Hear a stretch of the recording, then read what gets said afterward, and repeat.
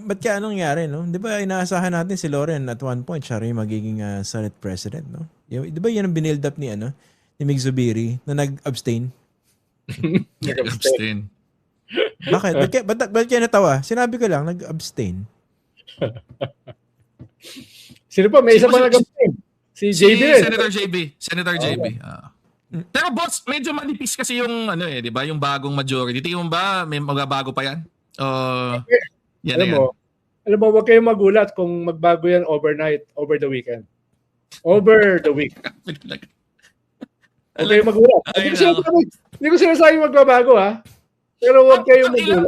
Ang ilang leadership change na ito na wala pa isang taon. Pangatlo na to, di ba? O pangalawa? Alam niyo kung mangyari yun? Tatlong sets na, di ba? Pangapat na. Dito lang sa pagpapalit ng liderato ng Senado. Evidence. Hindi, nakakatawa lang kasi akala ko yung revolving door policy. Doon lang sa yan, AFP dati. Saka to some extent PNP. Pati pala sa dito sa Senate ngayon. Ganun katindi yung kagaguhan na nangyayari dyan. Nakakaawa yung nagpapagawa. Ang tawag doon yung nameplate sa table.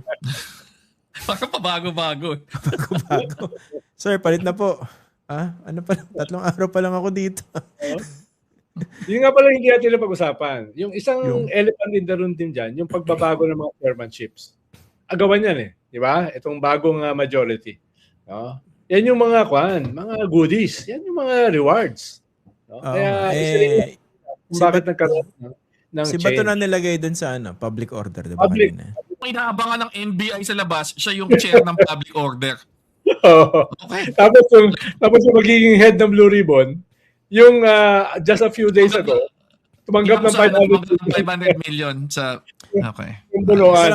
Ito lang naisip ko, Ito, bago tayo magtapos. Yung imahe lang, si Bato de la Rosa, yung tumatakbo na dapa pa dahil tumatakas sa NBI. Na-imagine nyo ba kung si Tito Soto, siya yung nandun sa ganung sitwasyon? Tatakbo ba yung sa hagdan? At magkakandara pa? Hindi na natin kailangan imagine Si Laila de Lima, kinasuhan nila si Laila de Lima, nagkandara pa doon? Correct. Si Sani Trillanes. Diba? Walang ganon. Oo. Samantalang itong, yung matapang, supposedly, kandara pa. Paano kung si Bongo naman? Ang susunod, nahuhulihin dyan sa Senado. Tatakbo rin kaya yun? Ito, in all honesty, hindi naman siguro tatakbo ng ganun si Senator Bongo. Feeling ko may dignidad naman yun. Ako tingin ko din. Wala sa personality niya. Pwede hindi siya tumakbo, pero hindi ako sangayon doon sa sinabi mo na may dignidad. Ako tingin ko hindi siya tatakbo. Okay. Going back na sa imahe ni Bato na talagang tatatak sa alaala nating lahat, Sino ba yung nagsabi nun? You elect clowns, you get a circus. Yan na. Hindi, pero at least yung circus, masaya ka. Ito, masaya ka ba rito? Nakaka-high blood. Insulto naman sa mga kanyan, insulto sa mga payaso. Yung mga payaso, yun ang dignidad. Naghahanap buhay yun At ang ginawa nilang career, napasayahin ng mga tao. Diba? Saka nag-training yung mga yun. Nag-aaral yun para maging nakakatawa. Diba? Kaya nga meron clowns without borders. Trabaho lang nila, pumunta sa mga war zone, pasiyahin yung mga bata. Ito, yung mga walang hiyang ito, ito yung dapat isumpa. Ito dapat isumpa. At iukit yung sumpa sa kanila. Diba? Para medyo yung susunod naman, mahiya ng konti. Hindi naman ganyan kawalang hiya. Hindi naman ganyan kagarapan. Ito parting shot ko sa inyo bago tayo magtapos. Kunwari ako in China, ito reaction ko.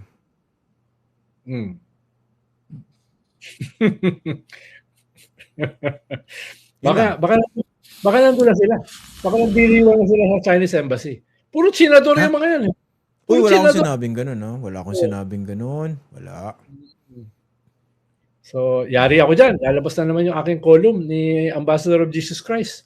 Tingin mo, Barry? Correct. Baka. Ipapalabas na naman. Baka. Pero may PowerPoint na naman. Pero tama si Christian. Baka hindi man ako ipatawag. Pero gusto ko sabihin, sobrang nakakadismaya, sobrang nakakalungkot na umabot na tayo sa ganito. Diba? ma-realize mo na ito na yung quality ng Senado natin. Pero bago look at the bright side. Dahil itong anti-corruption, medyo humupa ng konti, di ba? Dahil siyempre napapagod din yung mga tao. Ngayon gising na gising uli. Ngayon, ito yung second envelope moment, Bale. Tatawag yung meeting, yung trillion peso mark. Di ba? Maraming gigil, no? Lalabas uli ng statement ng CBCP. Tapos up in arms sa maraming sectors, di ba? So, medyo naman. Tingnan mo naman yung silver lining. No? Diyan talaga nagigising ang mga tao. Yung sagarin mo. Yun nga eh. Ano na talaga eh. Sobrang dinadaan lang sa kapal ng mukha eh. Wala na talaga. Wala na eh. So tama. Nasa tao na talaga yan na huwag palagpasin. Diba? Itong pangyayaring ito. At sana nga, kung merong silver lining, mabuhay muli. Diba? Yung galit, diba? At ma-fuel yung pagkilos laban sa ganitong klaseng kagaguhan na ginagawa. Tapos yung mga yan, si Ambassador of Jesus Christ, re-election ni siya sa 2028. Si Chis Escudero, re-election ni siya. So yung mga iba dyan, re-election ni siya. Diba? So tatamaan yung mga litik na yan. Hindi ko kalimutan. 257 ang bumoto to impeach Sara. 257. Tapos, merong 13 no, na bumoto ngayon sa Senado. Lucky 13. Talagang mismo yung numero, no? Talagang kasumpa-sumpa di ba? Kasumpa-sumpa talaga. Tama. Huwag niyong kalimutan. Itatak nyo sa kasaysayan yan.